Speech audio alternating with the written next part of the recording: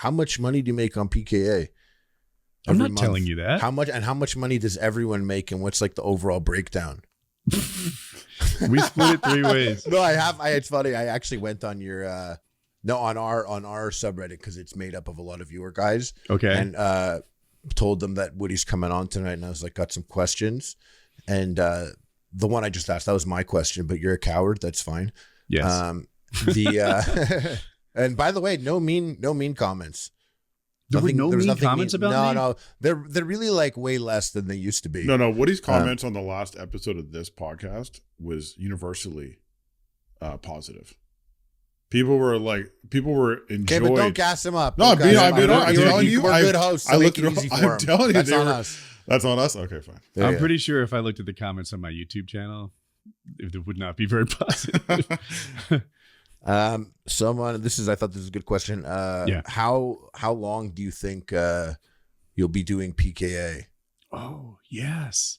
I don't know. I thought it would have ended long before now. YouTube in general or PKA specifically? Both. Yeah. So I've talked about this since the start, and I thought about it a lot when I left my career. I was a software guy at Cisco IT, and I was a computer programmer.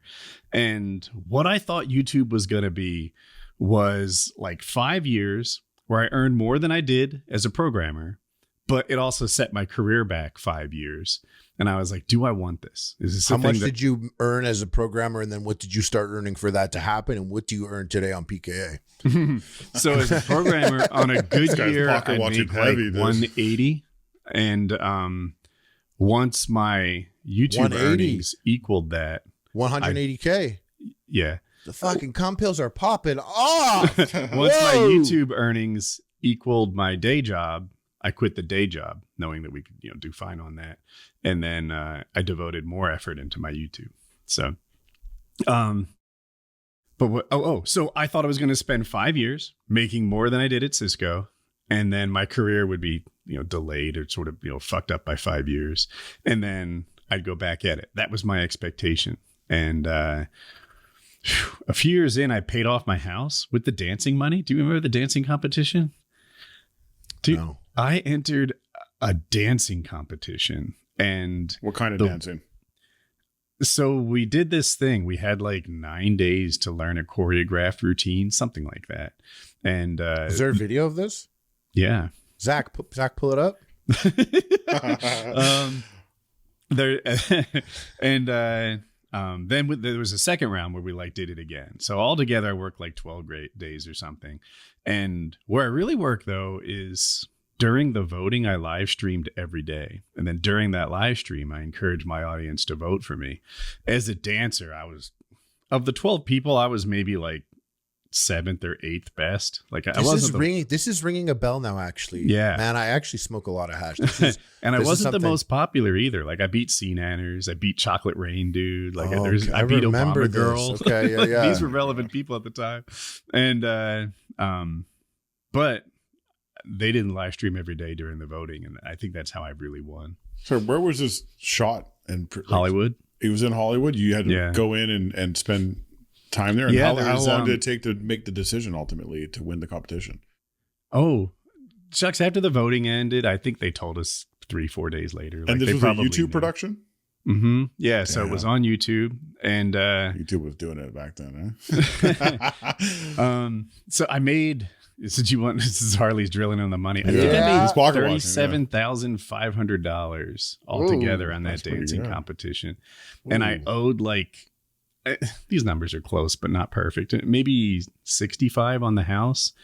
So I was making YouTube money. So I just had the other 30 laying around, and I paid off my mortgage, and that felt really good. I was not on schedule to pay off my mortgage at that pace, just through Cisco. Damn. Did you buy any Bitcoin? I'm stupid. No. At Woodcraft, that Minecraft server, we used to let people pay in Bitcoin. And me, being so smart and not wanting to lose money on this fictitious make-up dollars thing. It's not stupid. It's converted the Bitcoin into dollars on a nightly basis. If I had those Bitcoins today. That's actually not stupid. Holy shit. Did you do the math? But how many Bitcoin was there? No, I don't know how much I collected. But there was 20.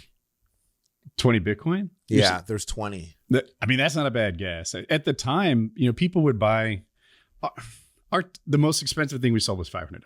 But the reality is they always waited for a half price sale. So the most expensive thing we sold was $250.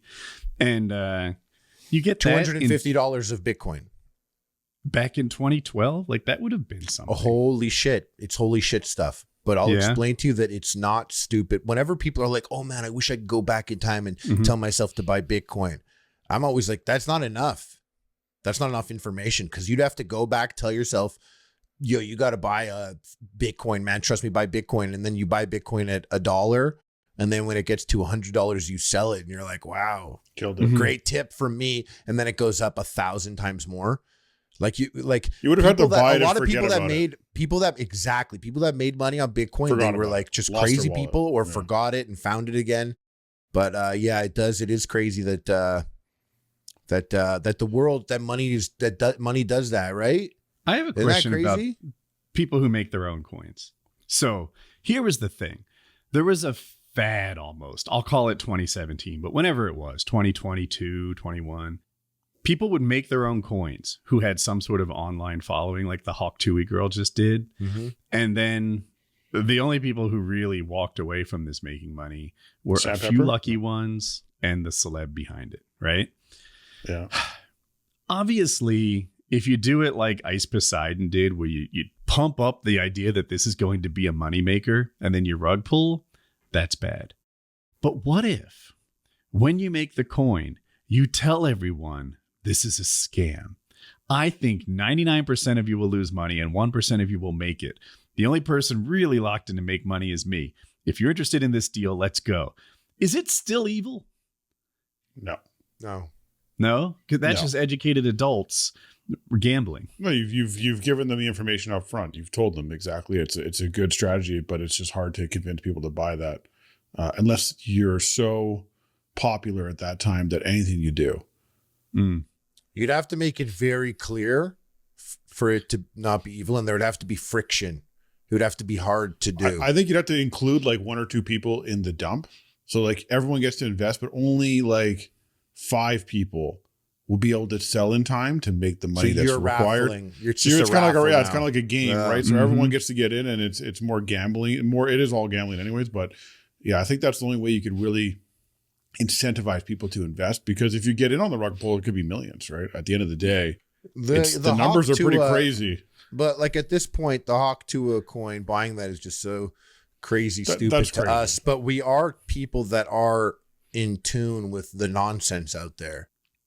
Like a sucker is born every day. Yeah. If a new person was 18 years old and had no idea, or you know what I mean? At 18, I would have never bought Hawk Tuohy coin ever. At 18, I would have never done that. That would have never. Of course. I was a collegiate swimmer, and we did this winter training camp every year. Matthew was.